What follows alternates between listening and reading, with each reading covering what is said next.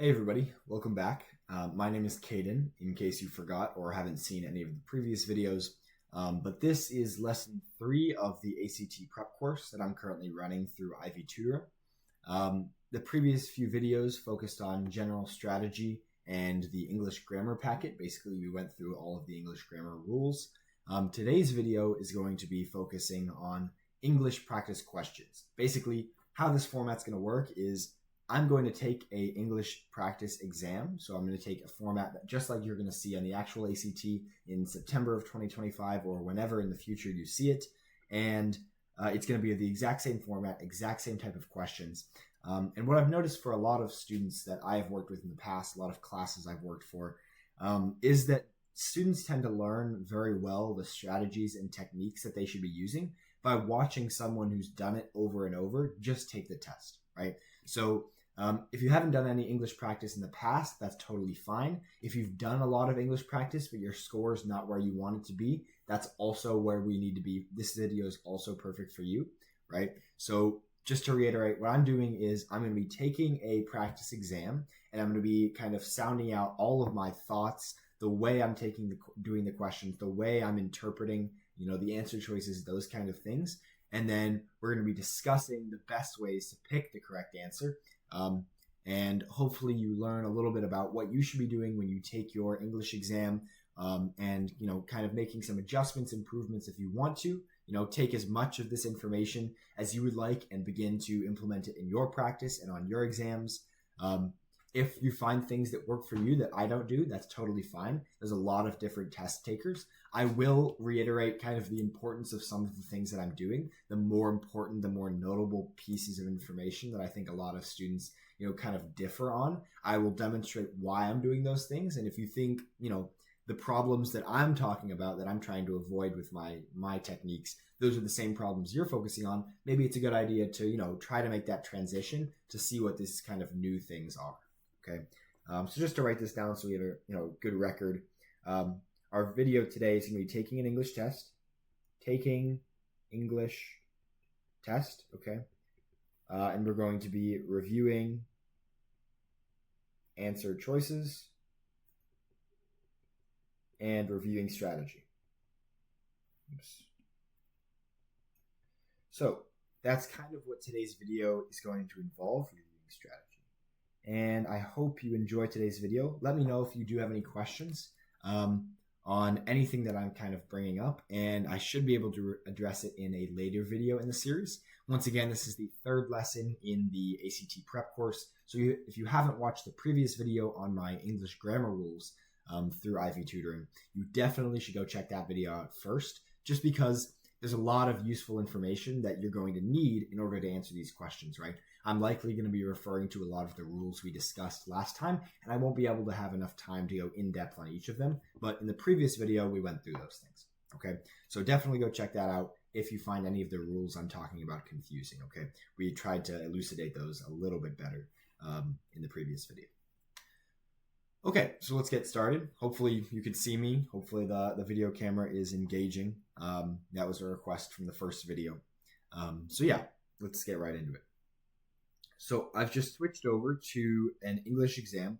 This English exam is basically the preparing for the ACT 2025-2026 exam.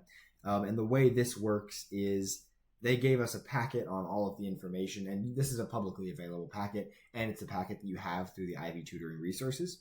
But the way I'm going to be doing this is I'm going to go through this passage exam, all of these questions, and I'm going to be explaining my answers and how I'm getting to my answers from the questions. Okay, so let's get right into it. Passage 1, Alex Atala and Brazilian cuisine. So the first thing I'm going to do is I'm going to read the passage, and then as I get to a question, I'll jump over to the question. So let's read the passage. At first, Brazilian chef Alex Atala opened his restaurant in Sao Paulo in 1999. People told him he'd never succeed. Okay, so here's the first question. Immediately what I notice is once I read this entire sentence, as I was reading that, it sounded like there was a little bit of either a run-on or, it seemed a little bit too wordy, right? At first, Brazilian chef Alex Atala opened his restaurant in Sao Paulo in 1999. Okay, so this is a complete sentence, right? A Brazilian chef through 1999.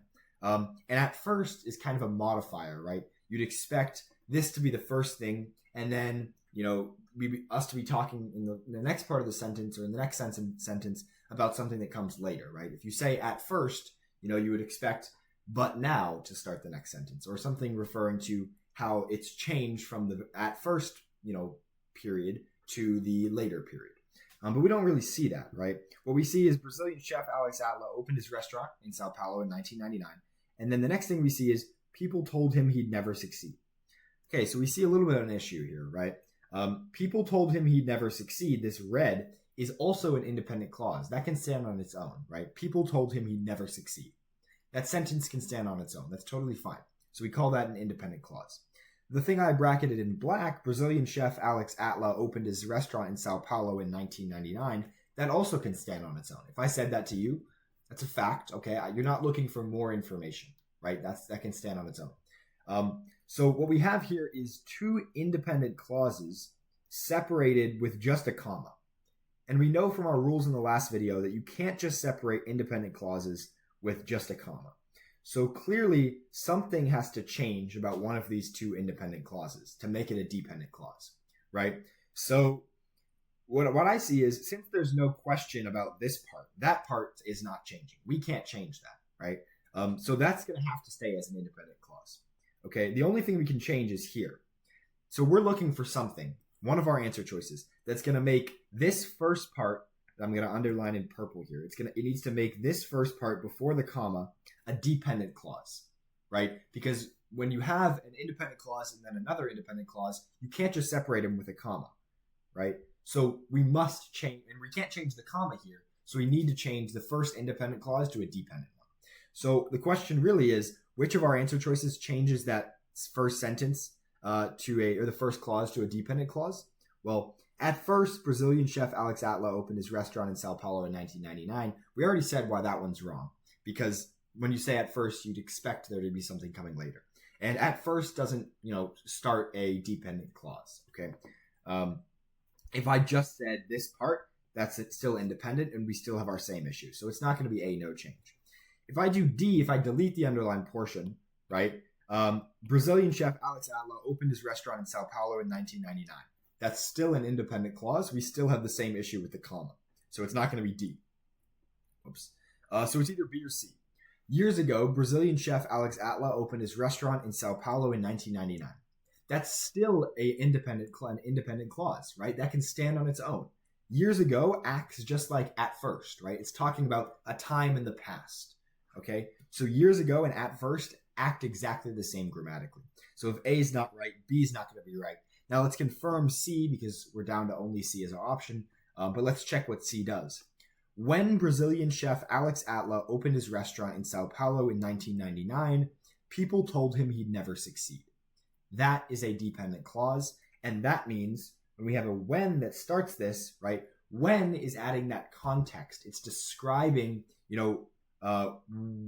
during what period did people tell him he'd never succeed. When begins an independent or begins a dependent clause. And what that means is we have now a dependent clause here, and then a comma, and then an independent clause after it. And grammatically, that is perfect. That's a great time to use a comma, right? Dependent clause, comma, independent clause. That's what we need. So now we've figured out our answer choice. It's better be C. Okay? Now let's keep going. How do I continue from here? I don't just skip to the next question. I actually continue reading the passage, right? So that's a very important piece that I think a lot of students should focus on, okay? In a country where European cuisine was held in the highest regard, they said, no one would patronize a restaurant serving Brazilian food. Atala, whose restaurant has consistently ranked among the world's best, has long disproven the naysayers. Using traditional Brazilian ingredients such as manioc root and even ants in innovative ways, he has thrilled diners from around the world. Okay, so the first thing I notice is there's a such as with a comma on both sides, as if the such as is non-essential information, right? Usually what we see when we see two commas around something, that thing inside the comma is non-essential, right? Now, if I took such as out of this sentence along with the commas, the sentence doesn't make sense. we need something linking this to this. So such as is definitely not non-essential, right? There has to be some type of linkage there, okay? So we can't just put commas around it, right? What we also can't do is put dashes on both sides. So either commas or dashes on both sides, right? Neither would work, okay? Because they both act to eliminate non-essential information, okay? So we know F is wrong now. Using traditional Brazilian ingredients, dash, such as manioc root and even ants, in innovative ways, he has thrilled diners from around the world. Now, the next thing I see that's important, once again, this is a brief example of why you need to read the whole sentence like we did, right? We see that there's a dash here, okay? And a dash, what a dash usually indicates, there's two ways to use a dash. One, to separate out non-essential information, acting just like a set of commas, or two, to begin a list or an explanation, right? So after a dash, do we see a list or an explanation? Well, this is definitely not a list. It's not really an explanation, right? It's just a continuation of this sentence, right? Using traditional Brazilian ingredients, blank, blah, blah, blah, in innovative ways, he has thrilled diners from around the world. So what we see is the dash is not being used as an explanation, as like a colon. It's actually being used as these commas to separate out non-essential information. So we see that the non-essential information actually ends at this dash. And the question is, where does it begin? Well, what is the dash talking about? Manioc root and even ants. Okay, it's describing these ingredients. So here is the non-essential information, right? We don't need that to complete the primary essential information from our sentence, right? It's cool to add description, right? But the main gist of the sentence, if I was to read the sentence without all of this information, I would still understand and get the main points out of it that the writer wants me to, right? I understand that, Atala uses Brazilian ingredients in innovative ways, and he thrills diners that way, right? So the main information is still brought to me, and we know that there better be some type of grammatical structure or punctuation that separates out non-essential information, this specifically. So we see that there's a dash used here, and what we said in the last video was that whenever you use a dash to separate out non-essential information, it has to be a pair of dashes, just like you have to use a pair of commas, right? You can't mix and match. So what we need is a dash on the other side of such as. So what we found is we need a dash after Brazilian ingredients, right? And after ants, so that this information is the non-essential, separated out by dashes, so that we can just get rid of it from our sentence, right? So which of these answer choices follows that, right? It's going to be G, okay? G demonstrates that we have a dash before such as, right? And ingredients is separated from this non-essential information. So what we can now read the sentence is, using traditional Brazilian ingredients, dash, such as manioc root and even ants, dash, in innovative ways, he has thrilled diners from around the world. That makes sense, because if I cut out the non-essential information, the stuff inside the dashes, I still have a complete thought, a complete sentence, okay? That's how we're going to get answer choice G. Some of you may be asking, why isn't it H, right? It seems like it's setting up a type of list, right? Manioc root and even ants. That seems kind of like a list. One, I would say that's not really a full list. Usually a list means three or more things, okay? When we're talking about grammatically, usually it means three or more things. Number two, dashes are used at the beginning of lists, yes, but we also saw this second dash on the other side. You don't end a set of lists with a dash. You end a set of non-essential information with a dash, right? Non-essential information is separated out by two dashes. A list is just started with a dash. It doesn't end with a dash, okay? So that's the kind of difference between the two uses of dashes here. So we know, by looking at this one, we saw the second dash, meaning there better be a first dash before the non-essential information. We just have to find where that's going to start. And it's going to start before such as. Okay. And then we see question 3. Let's reread this sentence. Using traditional Brazilian ingredients, such as manioc root and even ants, in innovative ways, he has thrilled diners from around the world. So now we have a question, right? The diners want to emphasize the writer wants to emphasize the positive experience diners have had at Atala's restaurant. Which choice best accomplishes this goal? Okay, so we have 4 options here. He has thrilled diners, he's mystified diners, he's shocked diners, he's startled diners. Now, here's our main thing that we have to do for all of these questions, okay? Figure out what the question's asking us. We want the writer to emphasize the positive experience. So that's the thing we want this word to convey. We want to convey positivity. Which of these words is the most positive? Thrilled, mystified, shocked, or startled?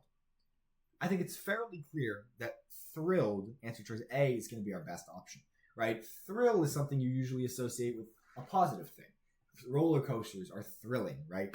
Theme parks are thrilling, that kind of thing, right? Mystified almost feels confused. That's not a positive experience. It's either neutral or negative, right? Or shocked is kind of neutral and sometimes a little bit negative, right?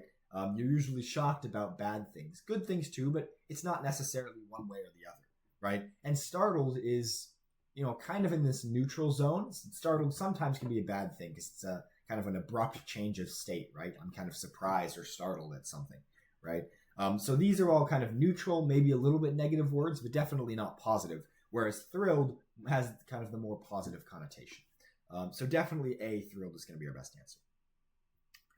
4, given that all the choices are accurate, which one provides the best transition from the preceding paragraph to this paragraph? Okay, so we see, here's question 4, which one provides the best transition? Now, whenever there's a question asking about transition, and we know that all of them are accurate or true, we don't care about how accurate they are in the context of the passage. What we care about is, okay, does this sentence link information from the previous paragraph to the following one, right? So let's see. Previous paragraph was talking about, it kind of introduced us to the Brazilian chef, Alex Atala, right? And the fact that he used traditional Brazilian ingredients in interesting ways. Whereas European cuisine was usually held to the highest regard, he used Brazilian ways. Okay, so that's the kind of main gist. We don't really need to get too deep into it, but that's the idea. Okay, what's this next paragraph talking about, right? In 2012, he founded Instituto ATA to help promote lesser-known ingredients, particularly those of the Amazon basin, while working to protect Brazil's biodiversity. Hearts of palm, for example, were typically harvested from Brazil's wild jucara palms and in unsustainable way. Needing 8 years to mature, the tree dies once its heart is removed. Atala began persuading producers to cultivate Amazonian punapá palms, which grew clusters of stems, each with a small heart. Okay, so the second paragraph after this is clearly talking about, some of the specific things that he's done, right, in order to promote these Brazilian ingredients and sustainable practices for, Brazilian food. Okay, so how are we going to link these two sentences together? Let's check. Still, Atala felt he could do more for his country and cuisine. Well, this is a little bit of a tricky one. It seems like that could be the case, right?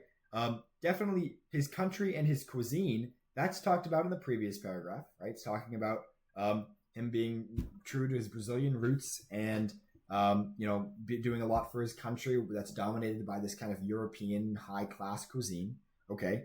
And then felt he could do more for his country. What more is he doing? Well, he's founded this institute, right, to promote lesser-known ingredients. That sounds really good because it kind of links both ideas, right? It's saying it talks about his country and his cuisine, and then it says he can do more for his country. And then in the later paragraph, it explains what that more actually is, okay? So I like F. I'm going to say F is a really good answer choice to start. We don't circle it just yet. Let's check the other ones. Atala is known for sometimes incorporating fragrances into his dishes as well. It doesn't seem like the paragraph is talking about fragrances that much, right? H, in fact, Atala's culinary training took place in the European restaurants. Doesn't really talk about European restaurants anymore in the rest of this paragraph. It says that in the previous one, but it doesn't really link it to the upcoming paragraph, right? So it's not going to be H. And J, Atala's obvious affection for his homeland is said to be infectious. This one it kind of talks about, his relation to his homeland in both paragraphs, and it's a little bit more emphasized in this second half, the useful things that he's doing for his the produce, sustainable practices in his country, but it's not entirely specific to what's being talked about. Okay, Atala's obvious affection for his homeland is said to be infectious. that's not really that said to be infectious. That's the main point of the sentence. It doesn't really talk about it being infectious. It talks about what he's doing, certainly. It talks about all of the good he's doing, but it's not really talking about how it's infectious, like it makes other people feel like they need to promote sustainable practices, right? That's not really the goal of this question. Okay, so this one, it's not going to be J, although that's probably our second best answer. The clear best answer is going to be F, the way it's already written. Okay, let's move on to the next question. Hearts of palm, for example, were typically harvested from Brazil's wild jucara palms in unsustainable ways. Needing 8 years to mature, the tree dies once its heart is removed. Okay, so question 5 is asking us which choice makes the sentence most grammatically acceptable. So what are we looking for, right? Let's check the answer choices. Needing 8 years to mature, the tree dies once its heart is removed. The tree dies once their heart is removed. The tree dies once its heart is removed. The trees die once its heart is removed. The tree dies once its heart is removed. Okay, so we see there's a little bit of a distinction there between all four. We see that in the original one, we have tree dies once its heart is removed. The next one, we have tree dies once their heart is removed. Trees, and then its, and then tree and its again. Okay, so let's go one by one and see what's going on here. Okay, we have, in the first one, we have singular, okay, and then its is singular. It's referring to a single tree, singular, okay, and remember, its is a pronoun. No apostrophe shows possession. So does the tree possess this large heart? Yes, it does. So that's kind of what we're looking for. So this is singular, singular, and shows possession. So that's good. Okay, so it seems like it fits all of the kind of major categories we needed to check, right? Pronoun, noun agreement, right? Singular versus plural agreement, possessive versus contraction on pronouns, right? So it seems to fit everything. Let's check the other options, though. B, tree dies once there. Tree is singular. There is plural. So we already see an issue, right? There is referring to tree, but there is plural. Tree is singular, so it's not going to be B. Trees die once its. Trees now has become plural. Its is singular. So we see there's an issue there, too. Okay. D, tree dies once its. Tree is singular. And it's sounds like it's singular, right? But what we see is it's with an apostrophe S right here. That actually means it is. Okay?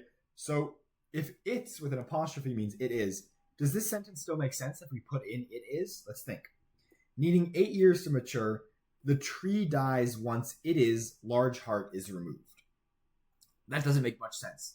It is doesn't show possession, right? It is large heart. No. What we're looking for is its large heart. It owns this large heart. It possesses this large heart, right? So this one's not going to show possession. The correct answer is going to be answer choice A, the way it's already written. Okay? Let's keep going. Atala began persuading producers to cultivate Amazonian punapa palms, which grow clusters of stems, each with a small heart. Careful harvesting ensures that the tree will live to yield more hearts, resulting in environmentally friendly production. Okay. Live to yield more hearts. Let's see. What kind of information are we getting out of this? Which choice most effectively maintains the essay's tone? Okay. So this is not just a grammar question. It's basically, all of these could work grammatically, right? Which one, continues the tone that we've been reading in the essay, right? This is a type of question that makes me tell students, this is why you need to be reading the passages, right? Because this question, you can't answer a question about the essay's tone if you haven't read the whole essay, right? If you haven't read up all of the essay until that point, right? Because you can't really get a gauge on what the tone is if you're only reading the small pieces that you're checking, right? So it's very important to read the passage as you go along, okay? So live to yield, pull through and spawn, continue to churn out, keep doling out. Which of these kind of matches the rhetoric, the tone that's been described in the previous parts of this, essay? I'm just going to go ahead and say F, live to yield, right? Because live to yield, it's kind of plain, simple, direct language that you would use in everyday speech, right? I don't see a big issue with it being too fanciful, too superfluous, or too downtrodden, any kind of way, right? It kind of fits with the previous things that they've been talking about. Okay. Now, why don't I say the other options also work? Pull through and spawn. Spawn isn't really something you do. You know, spawn doesn't feel very natural, right? You're going to say it, you know, the tree spawns. Grammatically, technically, you could use it, but spawn is used in different contexts. You know, it's not exactly the same type of thing that's being discussed here. Continue to, so I'm not going to say it's G. Continue to churn out. Churn out seems rather informal, as opposed to yield, which is, you know, the right kind of mix of both formal and informative, just like the rest of the passage has been, right? It's been describing Atala's journey and the things that Alex Atala has done, right, in a very formal way, but, you know, it's not too fancy, anything like that. Churn out just seems to kind of change the tone here a little bit, right, to make it a little bit more informal. And I think the same kind of thing goes along with keep doling out, right? I think yield is definitely more of a not respectful term, but I will say it's, you know, definitely matches the tone in a little bit of a better way. And this one, there's not really a great rule for any question like this. It comes with practice, certainly, but kind of the goal is, would I, if I was reading the rest of this paragraph or rest of this essay, right, does it sound, you know, as it like normal in the essay to use one of these answer choices? Or does it seem like it's a little bit of a divergence from, you know, the methods and the wording that has been used in the past in this essay? Okay, it's a lot of intuition that you build up over practice, which is why I say practice is super important for the ACT. But, you know, you can start to kind of see these things as we go through them. Okay, so that's question 6. Is going to be answer choice F. Question 7. Which choice is least redundant in context? Let's continue reading. Atala prioritizes his working relationships with Amazonian tribes. Utilizing their historical know-how they have, he aims to bolster tribe members' livelihoods while exposing a wider audience to Brazilian ingredients. Okay, so which one is least redundant? So this question straight up asks us, which one has the least redundancy? Well, here are the options. Know-how they have. Know-how and they have kind of mean the same thing. They have something means they have this know-how. Right? Know-how is knowing how to do something, and, you know, if somebody knows how to do something, right? Or they have a know-how. Okay, so it's kind of repeating the same thing over and over again. If you took out know-how, right, and said he aims to bolster or utilizing their historical know-how, you don't really need to say they have, because it's their historical know-how. Their shows possession of this thing. They have also shows possession of this thing. We don't need to do it twice. Right, so it's not going to be the first option. Answer choice A here. B, knowledge is utilizing their historical knowledge that tribe members know about local plants. That's redundant as well. Their historical knowledge, right? So they own this historical knowledge, and that tribe members know. We don't need to know that the tribe members know it. We know it's their historical knowledge, right? It doesn't need to explain that to us again. So it's not going to be B. C, knowledge of local plants in the area. This one's getting a little bit better, right? It's no longer repeating this possession of knowledge kind of thing. But what it is repeating here is local plants in the area.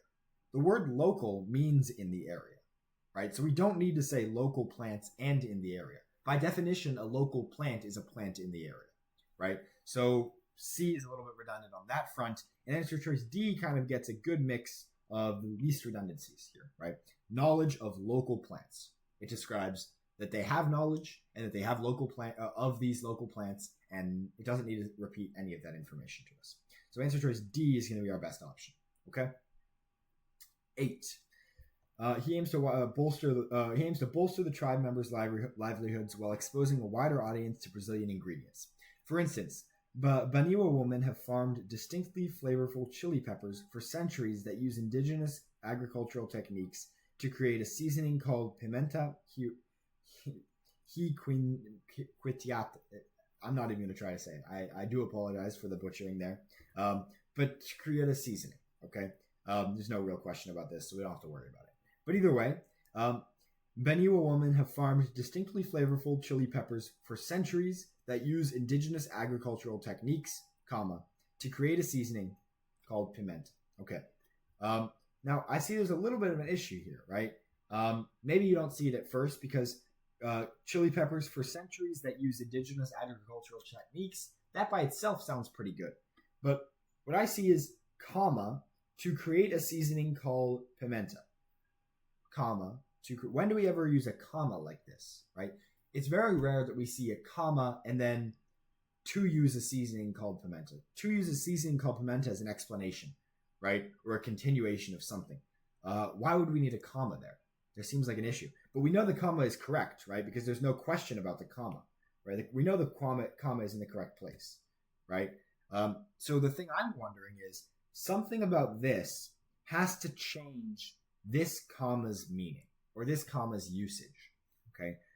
So which of these is going to change this comma's usage? What we see in our answer choices is there's a couple of answer choices that have commas themselves. And that would mean we have a pair of commas with non-essential information or a dependent clause inside of them. That sounds like it would work, right? Because what we have is, for instance, implying we're about to give an explanation or an example of something, but Beniwa women have farmed distinctly flavorful chili peppers for centuries. Okay, so this by itself is an independent clause, okay, that use indigenous agricultural techniques. This is a dependent clause. That can't stand on its own. It needs the previous part. And then to create a seasoning called pimenta, right, this piece is not even a clause, right? To create a seasoning, that's a verb. It doesn't have a subject. What's the subject of this? Well, it's Beniwa woman. Or, yeah, it's Beniwa women have farmed distinctly. They have farmed. Why have they farmed? They've done this to create, right? It's an infinitive.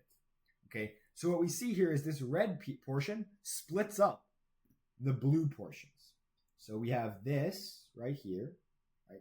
Let me just erase this to make this a little bit clearer for all of you. What I've demonstrated is that the blue portion here is actually split up by a red portion right here, and then it's continued there at the end. I hope everybody can see that, right? Let's just read the blue portion. For instance, Beniwa women have farmed distinctly flavorful chili peppers for centuries to create a seasoning called pimenta. Okay, so why are they farming the chili peppers? To create a seasoning called pimenta. Okay, the red piece is non-essential information, right? The main point of the sentence is that they're farmed distinctly flavorful chili peppers for centuries. Why do they do this? It's to create a seasoning called pimenta. Okay, there's excess information about how they do this, that they're using indigenous agricultural techniques. So we need something that can allow for this non-essential information. What that non-essential information is usually separated by is commas or dashes, right? A set of commas or dashes. What we have here is a comma. Therefore, we're going to need a comma right here. So we can immediately eliminate F and H because they don't include commas. Okay, so we're just between G and J. And which of our two answers is going to be better, right? Centuries, which use indigenous agricultural techniques or using indigenous agricultural techniques.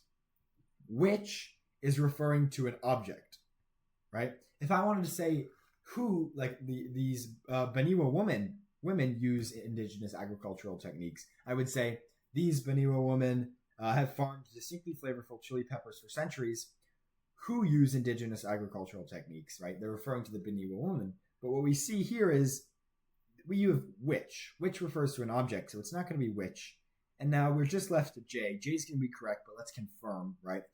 For instance, Beniwa women have farmed distinctly flavorful chili peppers for centuries, using indigenous agricultural techniques to create a seasoning called pimenta. Okay, that makes sense, right? This comma implies non-essential information. We have a dependent clause using indigenous agricultural techniques. That's dependent. And then the blue stuff that I highlighted earlier, I'll highlight it again, is a independent clause that surrounds this non-essential information. Okay, so now I hope you're starting to get a little bit, this video's not over. No, we still have a lot of time, right? We're going to get through a lot more questions. But I hope you're starting to understand that, the biggest part about these questions is breaking down what parts of speech and what types of clauses we actually have in these pieces, right? There's a lot of questions where we're focusing on comma usage, right? Dependent versus independent clauses, right? That is the most important thing, the most important skill that you should have, okay? And the best way I say to develop that, obviously, I'm going to say it again. You've heard me say it 1,000 times. Practice, practice, practice, right? But another thing that you can do is not just practice, not just try, guess at questions, see what you got right, what you got wrong, right? The best way I think to practice this is really get extremely detailed in figuring out the grammatical intricacies of every single question. Okay, so at the start, don't worry about time at all, right? It's okay if it takes you an hour to get through one passage, right? 9 questions, 10 questions, that's fine. Okay, well, at the very beginning of your practice, what you should be doing is scrutinizing every sentence in a very detailed fashion, just like I'm doing, right? Obviously, when I'm taking the ACT, right, I'm doing a test and I'm timed, I'm not going to be explaining all of this information, right? I'm not going to be looking at and underlining everything and writing, something like object to identify it, right? I'm going to be thinking about these things in my head. So the time's just going to get naturally faster, right? It's going to be way easier to do it when I'm not explaining it, right? But you should really practice explaining it to yourself, doing it in this very detailed fashion at the beginning to give yourself that solid understanding of what's going on, right? Independent and dependent clauses, comma usage to separate those two, biggest things on the English ACT, okay? So hopefully that message has come across well. I'm going to continue to keep pushing the keep practicing outside of the sessions message because that is the one and only thing that you can do to improve your ACT score. But let's continue, right? Because this is a English video, so let's keep going. Okay, partnering with Instituto ATA have enabled these women from a remote rainforest region to scale up production and market their product globally. Okay, this question is asking what makes the sentence most grammatically acceptable. Okay, let's look. Partnering with Instituto ATA have enabled these women. Have enabled. Okay, so partnering with Instituto ATA, that's an action. Okay, that's a thing. That's a thing, right? So that's a noun. We could describe it as it, right? It have enabled. Does that make sense? No, because partnering with Instituto ATA is a single action, right? It might be done by a lot of people, but it describes a single action. It's the partnering. Right, so the single action is singular. That means the verb we're using better be singular, right? So partnering has enabled these women from a remote rainforest region to scale up. That's going to be our answer choice. Answer choice B, okay? You might be wondering, why isn't it just enable, right? Enable is singular, right? So this question is the difference between just present and, past present and past perfect. Past or past perfect, okay? So enable is in the present, okay? So partnering with Instituto ATA, blank, these women from a remote rainforest region to scale up production and market their product globally, right? So this thing that they have done is allowing them to do these things now. So this thing is done in the past, right? The partnering has been done in the past, right? And now it's allowing them to scale up production in the present or later in the past and market their product globally in the present, right? So this verb is referring to the action that's being done in the past. So we're going to have to use the past form of the word enable. Enabled, okay? So we're left with enabled versus enable. It's not going to be D. We already eliminated C and A. It's just going to be B, okay? Let's continue. Expanding awareness of the rich diversity of Brazil's native ingredients, Atala continues to lead in deciphering the country's food culture with his characteristic passions and intensity. The renowned chef seeks to inspire Brazilians to rediscover the connections between culture, nature, and food. Okay. The reason I continued to read was I took a brief glance over at the question and saw that it said, which choice is clearest and most precise in context? In context means we want to read a lot of information around this thing, right? We need all of the context. So which choice is most precise in the sentence? Expanding awareness of the rich diversity of Brazil's native ingredients, Atala continues to lead in deciphering the country's food culture. Okay. Is it deciphering? Is he doing deciphering? Is that the thing that he's doing? Is he deciphering? Is he transforming? Is he dislocating? Or is he contorting? Okay. Deciphering is to kind of break a code. Okay. To kind of figure out a puzzle. Is he really figuring out a puzzle? I wouldn't say that that's the main objective of all this good that he's doing, right? So I'm going to put deciphering on pause. I'm not going to eliminate it, right? There could be just 3 other terrible answer choices, but I'm going to say probably not, right? G, transforming. Atala continues to lead in transforming the country's food culture. I like transforming. That's a very broad word. It's describing what he's doing in a much better way, right? It's more precise than deciphering. He's not solving a puzzle, right? What he's really doing is changing the way people are looking at food. People are interacting with Brazilian cuisine and ingredients, right? So he's changing this, style. He's transforming this. That's the precise answer that we're looking for. So I'm going to say transforming is our best answer. And dislocating and contorting. Dislocating is to change the location of something, to move something around. That's not really what's happening. And contorting is just, kind of an awkward word to be using in this sentence. Contorting is like I'm shifting the, contorting kind of means transforming, but it's usually used in a physical kind of way. I'm contorting my arm in a way that it seems broken or something like that, right? Transforming is a much more precise term for this kind of physical or like metaphysical change, throughout the kind of culture rather than, like a body or some type of object. I'm going to say G is better than the other answer choices. Okay. So that's passage 1, right? We were able to get through passage 1, and we still have a decent amount of time left, so we're going to continue with as many questions as you can. But I do want to pause and say thank you so much for listening to these videos thus far. I'm hoping I'm doing a good job at explaining these questions and the grammar rules in the past.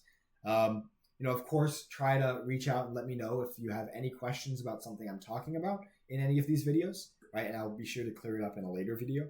But for now, let's just continue working on these English questions. And I do want to emphasize one last time, do the practice outside of the classes, right?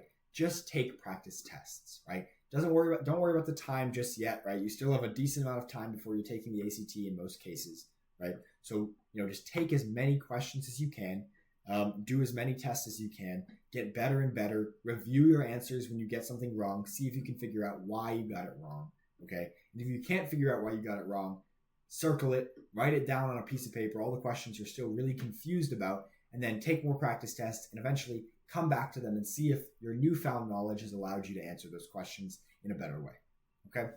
So yeah, without further ado, let's continue into passage 2 here.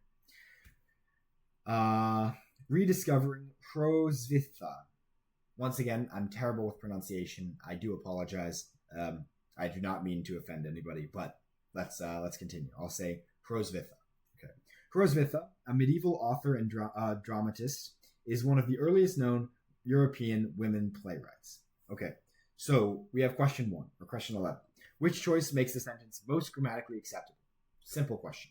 Okay, Prosvitha, a medieval author and dramatist, is one of the earliest known European women and playwrights. What we see in the sentence is Prosvitha is one of the earliest known European women playwrights. That's the main point of the sentence. This is describing Prosvitha, right? It's non-essential information describing the noun that precedes it, right? So it's non-essential information. What do we do with non-essential information? Well, if you've been following along, we block it out with either commas or dashes, right? And if you remember previously in the second video in this series, we discussed never mix and match commas and dashes, right? So if you're going to use commas to separate out non-essential information, that's fine. Use commas, 2 commas. If you're using dashes, that's fine. Use 2 dashes. But don't do a comma and a dash or a dash and a comma. That's what we see here. We see it starts with a comma, right? We can't change that comma, so we better be using commas now. And then it ends in our answer choice with a dash. So instead what we need is a comma, okay? So Prosvitha, comma, a medieval author and dramatist, comma. That's going to be answer choice B. You might be wondering, well, actually, you're probably not wondering anything, right? But hopefully not. Hopefully that was clear enough. But we see why A is wrong because we don't want to use dashes. We see why D is wrong because we need a comma at the end in some fashion, right? We see why C is wrong because you don't need a comma as well. You might think, okay, well, here's a comma. But and dramatist is describing, it's a compound, kind of adjective. It's 2 nouns that are compound that are describing another noun. So I guess kind of acting as adjectives. Either way, one of the rules was never use commas to separate compound subjects or compound verbs or compound nouns. And by compound, we mean 2 things acting in the place of 1 grammatical location, right? Noun, subject, verb, right? Author and dramatist. don't use commas to separate them. Okay, so we can't use this. So we're going to say B is our correct answer, and C is incorrect because of a lack of a last comma and this comma right here. Okay, let's keep going. Although little is known about her life, scholars agree Roswitha was born to a noble family around 935 CE. As a relation of Holy Roman Emperor Otto I, she most likely spent her early years as part of his court. Later, sometime before 959 CE, she entered the Abbey of Gandersheim. It was well known as a significant center of learning. Okay, so what do we see? Later, sometime before 1959 CE, note that this is non-essential information. Not really important for our question, but it's good to be able to identify it, right? Later, sometime before 959 CE, she entered the Abbey at Gandersheim. That's an independent clause. That's explaining, that's describing a fact, right? It can stand on its own. That's independent. The next thing we see is it was well known as a significant center of learning.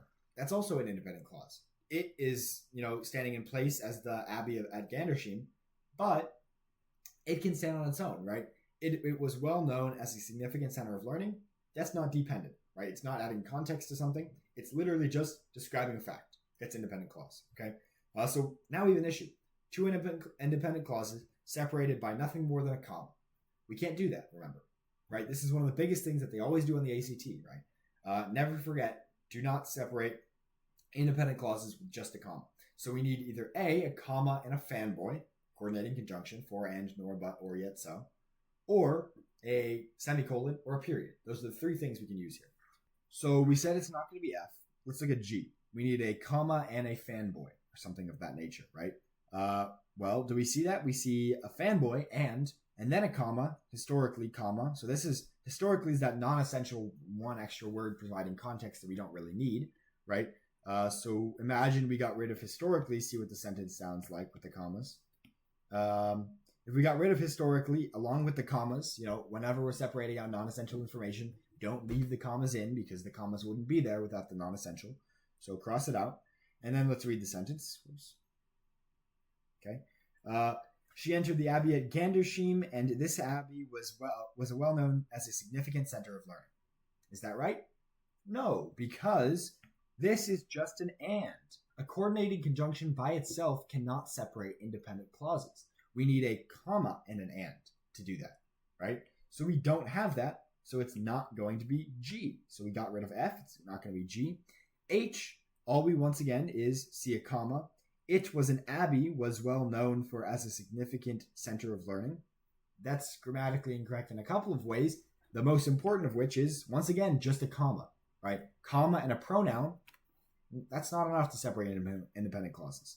So it's not going to be H. Now let's look at J, right? She entered the abbey at Gandersheim, an abbey well known as a significant center of learning. Okay. Now what's different about G about J than any of the other answer choices? It doesn't have a comma and a fanboy, which is what we've been looking for. But what it does is it changes the way the next sentence or the next clause starts, such that it no longer is an independent clause, right? An abbey takes the place of it was. An abbey well known as a significant center of learning. Is that even a clause? That's just a phrase. There's no verb there, right? An abbey, and then it's described as it's well known as a significant center of learning, right? So that's just a phrase. That's not a clause at all. And we're totally allowed to separate an independent clause from a phrase, a non-essential phrase, with a comma. That's what we're supposed to do, right? So answer choice J is actually going to be correct, right? What we have here is the answer choice actually changes this second half of the sentence to be non-essential information, right? It's just describing Gandersheim now, right? It's not actually making a whole new fact, whereas previously it said it was well known as a significant center of learning. That's a fact on its own, right? That's an independent clause with a subject and a verb, it was. But now this is just non-essential information. It's describing Gandersheim, an abbey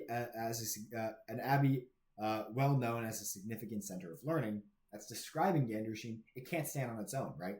An abbey well known as a significant center of learning. There's no verb in that sentence, right? J is actually going to be our best answer choice here, believe it or not. Okay, let's continue.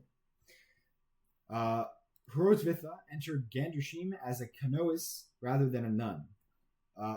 Her title did not require a vow of poverty, but Hrosvitha did take the abbey's customary vow of chastity, which absolved her of an obligation to marry.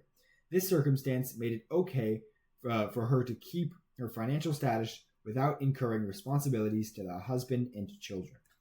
Okay, 13. Which choice most effectively maintains the essay's tone?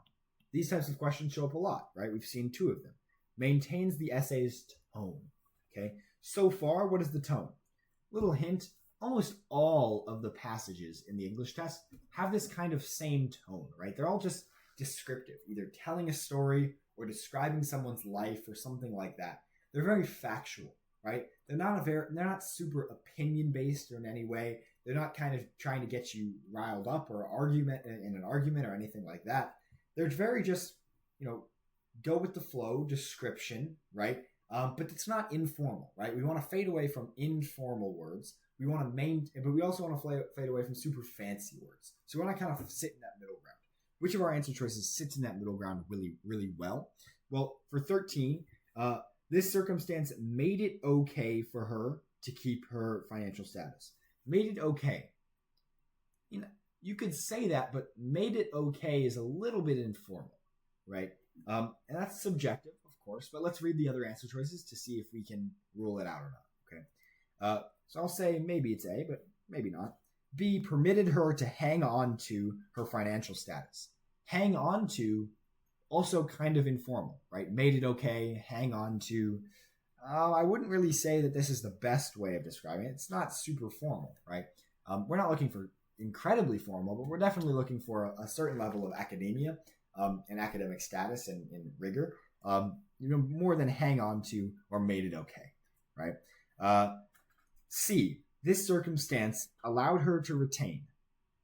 I like this, right? It's not using any crazy fancy language that people aren't going to know, right? But allowed her to retain, right? Not hang on to, not made it okay, retain. That's a good word, concise, goes with the same kind of tone of not super formal, but very academic, right? So I'm going to say C is going to be our best answer. Let's check D. Let her keep up her financial status.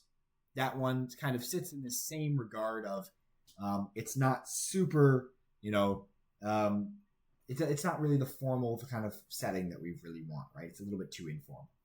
So A, B, and D are all a little bit too informal. So C is going to be our best option, okay? Let's continue. We're going to finish this passage, which I believe ends with question 15. And that should be it for the video. So hang in here. We're almost done. Which transition word or phrase is most logical in context? Okay, let's see what they're talking about. This circumstance made it okay, or this circumstance allowed her to retain her financial status without incurring responsibilities to a husband and children. Nevertheless, Hrosvitha had a greater level of independence. She could acquire property, receive guests, employ servants, and visit the royal court than most women of her time. Okay, so nevertheless is a contradictory word. We talked about contradictory words and conjunctions previously with the word kind of however in the previous video. But contradictory words are basically words that link 2 sentences or ideas together, where when one means one thing and the other is kind of doesn't follow suit precisely with the previous thing, right? Saying nevertheless means they hit this big barrier, nevertheless they succeeded, right? The first thing is they hit this big barrier, so you'd expect them not to succeed. The second thing is they succeeded anyway. So those are kind of contradictory, okay? But here what we have is she's not recurring in responsibilities to a husband and children, meaning she's independent, right? So that remains independence. And the next thing is she had a greater level of independence, and it describes the things she can do with that independence. Those are not contradictory. Those make sense, right? Doesn't have to have responsibilities for a husband and children, has more independence. There's a clear connection between the two. It's not contradictory, right? It's more complementary. So we're going to be looking for a complementary kind of transition phrase here. So it's not going to be F. On the other hand, it's contradictory, right? Just like however, nevertheless, contradictory. As a result, that one is complementary, right? One thing as a result of her not having to incur these responsibilities, she has more independence to do more things. That's as a result, right? So I'm going to say H is going to be our best option here. Let's check J. In contrast. In contrast definitionally means in contrast, right? By contradiction or in a contradictory nature, right? So J acts just like nevertheless, acts just like on the other hand. H is going to be our correct answer here. Okay. And then we have 15. Hrosvitha produced at least 8 narrative religious poems, 2 historical epics about the court of Otto I and Gandersheim, and 6 comedy dramas. It is for these dramas that she is best known today. What is 15 asking? Which choice best helps indicate that each historical epic covered different subject matter? Okay, so what is the question asking? We're looking at all of these answer choices. Which one best helps indicate that each historical epic covered different subject matter? Which of these options describes that in the best way? Let's see. 2 historical epics about the court of Otto I and Gandersheim. I don't know whether that's great. Maybe that's pretty good because it's saying about the court of Otto I and Gandersheim. But it doesn't really say that those 2 are, one's about the court of Otto and the second is about Gandersheim. It just says that the 2 epics together are about these 2 things. It doesn't describe very clearly that these 2 things are done in separate epics, right? And that they don't merge, right? So I'm going to say A is probably wrong. B, each focused on the court of Otto and Gandersheim. Each focused on the court of Otto I and Gandersheim. This is implying that they actually do both talk about Otto I and Gandersheim, which is the opposite of what we want. We want the epics to cover different subject matter. So it's not going to be B. C, focusing on the court of Otto I as well as Gandersheim. That one, just like A, didn't describe whether either one of them actually had were distinct in any way, right? They just said they both covered these kind of things. So it's not going to be C. Checking D, one about the court of Otto I, the other about Gandersheim. That's very clear that one of them is about Otto I, the other is about Gandersheim. Therefore, they have different subject matters. Okay, that's going to be answer choice D, and then answer choice D is going to be correct. Okay. All right. So clearly, we didn't get through the whole exam. I didn't expect to be able to get through the entire 50-question exam, especially at the rate that I was explaining things. Hopefully, what this video was able to do for you is demonstrate how I'm actually implementing the strategies that I've talked about, implementing the grammar rules that we discussed, right? And showing you how to break down questions and sentences specifically, right? Help you, learn what to look for, right? That comes with practice, but here's kind of a little starting block for you rather than just going in cold. I hope this video is helpful. Let me know if you do have any questions. The next video, we're going to be done with English, right? We're actually going to be moving into math. The next video, we're going to be focusing on the most important and most difficult strategies and topics in math, and we're going to be doing a little bit of content review. Okay? I hope to see you next time. Thanks for watching. Once again, my name's Caden. This has been Ivy Tutoring's ACT Prep Course, Lesson 3, and I will see you next time. Bye now.